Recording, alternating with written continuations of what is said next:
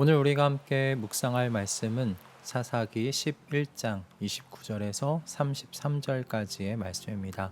사사기 11장 29절에서 33절의 말씀을 읽고 오늘 우리에게 주시는 하나님의 은혜를 함께 나누도록 하겠습니다. 주님의 영이 입다에게 내렸다. 그는 길르앗과 므낫세 지역을 돌아보고 길르앗의 미스바로 돌아왔다가 길르앗의 미스바에서 다시 암몬 자손이 있는 쪽으로 나아갔다. 그때 입다가 주님께 서원하였다. 하나님이 암몬 자손을 내 손에 넘겨 주신다면 내가 암몬 자손을 이기고 무사히 돌아올 때 누구든지 내 진문에서 먼저 나를 맞으러 나오는 그 사람은 주님의 것이 될 것입니다. 내가 번제물로 그를 드리겠습니다. 그런 다음에 입다는 암몬 자손에게 건너가서 그들과 싸웠다. 주님께서 그들을 입다의 손에 넘겨주시니 그는 아로엘에서 민릿까지 20성읍을 쳐부수고 아벨 그라밈까지 크게 무찔렀다. 그리하여 암몬 자손은 이스라엘 자손 앞에 항복하고 말았다. 아멘. 사사기에서 논란이 되는 사사를 좀 꼽으라면 저는 삼손과 입다를 꼽을 것 같습니다. 특히 오늘 이 본문에 나오는 입다의 서원은 두고두고 이해가 되지 못할 그런 내용이 담겨 있지요.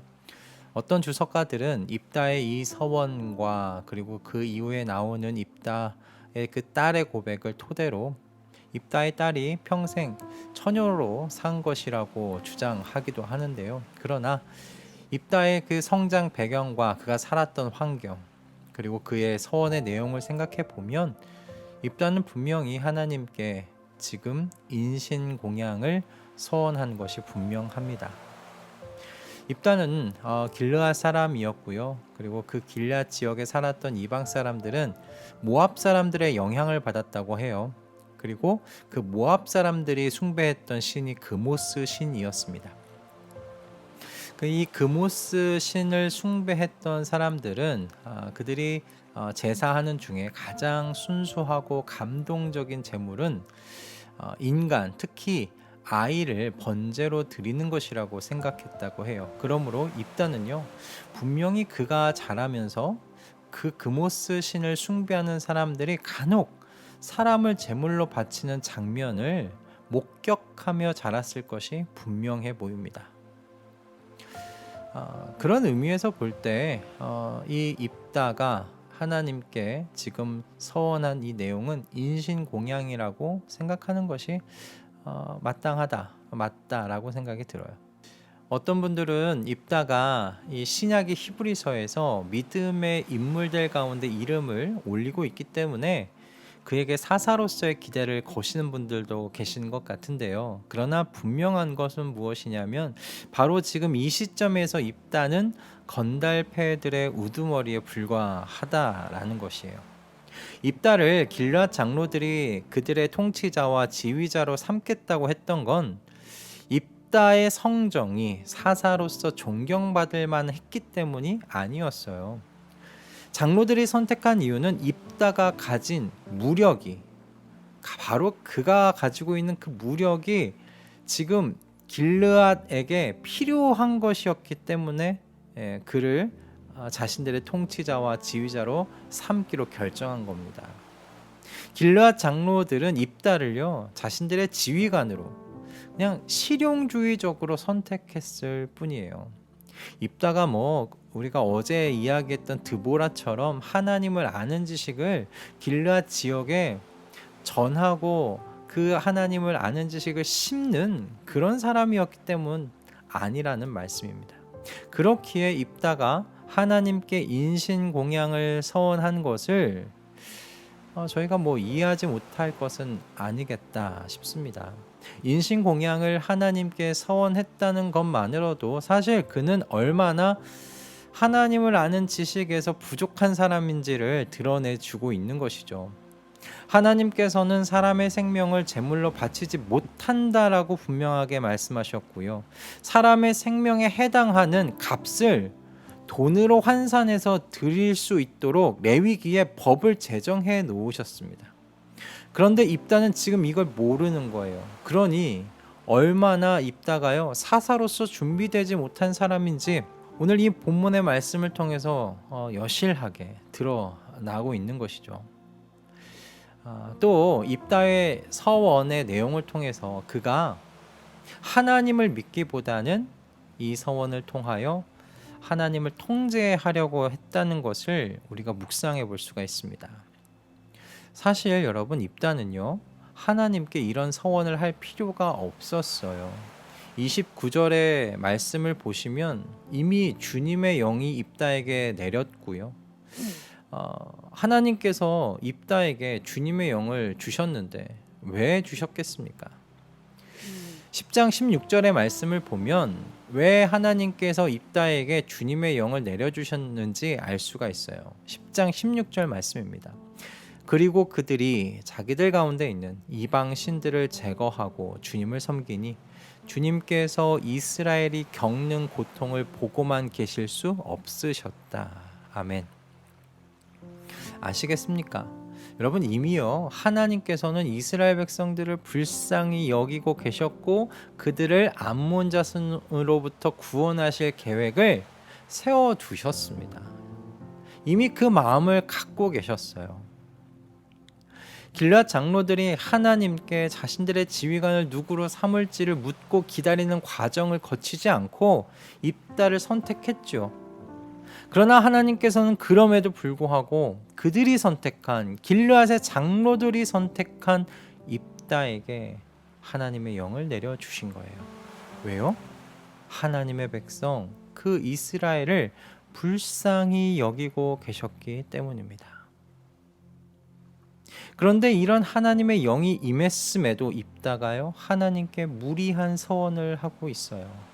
왜 그런 겁니까? 입다가요 하나님을 온전히 믿지 못하고 있는 것이죠. 안전장치를 지금 설치해 두려고 하는 겁니다. 그래서 한 주석가는 이렇게 입다의 서원을 이야기해요. 입다의 서원은 믿음의 표현이 아니라 의심의 언어였다. 여러분 사람들이 오해하는 것이 있어요. 하나님의 영이 임하면 자연스럽게 영성도 성장할 것이다 라고 말이에요. 여러분 절대 그렇지 않습니다. 입다를 보세요. 주님의 영이 임했고요. 그 주변의 상황이 점점 나를 돕고 좋아지고 있습니다. 그러나 그렇다고 해서 하나님께서 기뻐하고 사랑스럽게 보는 그런 영성으로 자라가고 있는 것이 아니라는 것이죠. 여러분 그러므로 오해하지 마실 수 있기 바랍니다. 입다에게 하나님의 영이 내렸어요. 그리고 길르앗과 므낫세의 지역을 돌아보고 길르앗의 미스바로 돌아왔다가 길르앗의 미스바에서 다시 암몬 자손 쪽으로 나아갈 때 그가 했던 것이 무엇이겠어요? 자신과 함께 전쟁할 사람들을 모은 거죠. 그리고 모아진 겁니다. 그리고 나아갔던 거예요. 암몬 자손에게요. 어떻게 보면 이 하나님의 영이 입다에게 내렸고 입다 주변의 상황들이 정말 입다를 지휘관으로 통치자로 하나님께서 세우신 것과 같이 그렇게 흘러가는 것을 보게 됩니다. 그러나 여러분 주님의 영이 임했다고 해서 입다와 같이 자신이 기존에 가지고 있었던 문화와 세계관을 그대로 가진 채 하나님 섬길 수 있다는 것을 여러분 기억하셔야 됩니다. 여러분 어떻게 이런 일이 일어나는 걸까요? 주님의 영을 따라 순응하는 삶을 살지 않기 때문이죠. 주님의 영이 임했어도요 기존에 내가 알고 지내왔던 세상에 대하여 저항하지 않고 주님의 영이 인도하는 대로 순응하지 않으면 하나님을 기쁘시게 해드리는 영성은 여러분 자라나지 않습니다. 인신공양을 서원하고 자신의 외동딸을 제물로 바쳐야 했던 길르앗의 사사 입다는 얼마나 그 시대가 영적 암흑기의 시대였는지를 여실하게 보여주는 인물입니다. 사사였지만 그도 자기 소견에 옳은 대로 결정하고 살았던 그 암흑기 안에 살았던 한 인물에 불과했던 겁니다. 여러분, 하나님의 성령이 임하셨다고 해서 우리의 영성이 아름답게 자라가는 것이 아닙니다. 하나님의 성령이 임하시고 나서 그 자라가는 영성은 저항과 순응의 직조를 통해 그 모습을 드러내는 작품이라는 것을 여러분 기억하셨으면 좋겠습니다. 하나님의 성령께서 분명 우리 안에서 저희가 알고 있던 세계에 대하여 저항하도록 인도하세요. 문제라고 생각하지 못했던 것들이 문제로 보이게 하세요. 하나님의 성령께서는 세상의 흐름에 저항하며 거슬러 올라가도록 우리 안에 저항의 정신을 주세요. 그러므로 여러분 깨어서 저항하셔야 됩니다. 이 세상의 흐름에, 이 세상의 정신에, 이 세상의 세계관에 여러분 저항하실 수 있기를 바랍니다. 내 안에 알고 있던 모든 지식을요 하나님의 말씀 아래 놓고 깨버릴 것은 깨버리시는 그와 같은 저항이 저와 여러분의 삶 가운데 있기를 주님의 이름으로 축복합니다. 이와 같은 하나님의 성령의 인도하심에 순응하시고 하나님의 모든 말씀을 바르고 건강하게 살피고 연구하여서 그 말씀에 순응하며 살아가십시오. 이와 같은 저항과 순응이 날실과 씨실이 되어서 아름다운 영성이라는 작품을 만들어내는 줄 믿습니다. 여러분, 저항이 없으면요 오늘 본문의 입다와 같이 됩니다. 하나님의 영이 임했지만 여전히 자기의 소견에 옳은 대로 사는 비참한 인생 살아가는 것이죠. 내 주변의 일들이 잘 풀려간다고 여러분 하나님께서 나를 기뻐하신다 생각하지 마세요.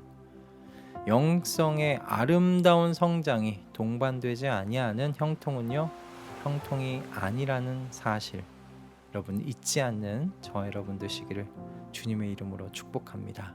기도하겠습니다. 하나님의 영이 임하셨을 때 우리가 종종 빠지는 함정은 눈에 보이는 것에 그 변화에 집중한다는 것입니다. 그러나 중요한 것은 우리 안에 있는 속사람입니다. 주님의 성령께서 우리 안에 이 시대에 저항케 하실 때 용기를 내어서 저항하며 사는 저희들 다 되게 하여 주시옵소서. 세상의 흐름에 세상의 정신에 거슬러 올라가는 그렇게 팔딱거리는 물고기로 살아갈 수 있도록 주님 저희를 축복하여 주시옵소서. 그리고 주님의 모든 말씀에는 순응하는 주의 백성 되게 하시사 우리의 속사람이 주님께서 사랑하실 만한 아름다운 영성으로 세워져 가도록 은총 내려 주시옵소서. 예수 그리스도의 이름으로 기도드립니다. 아멘.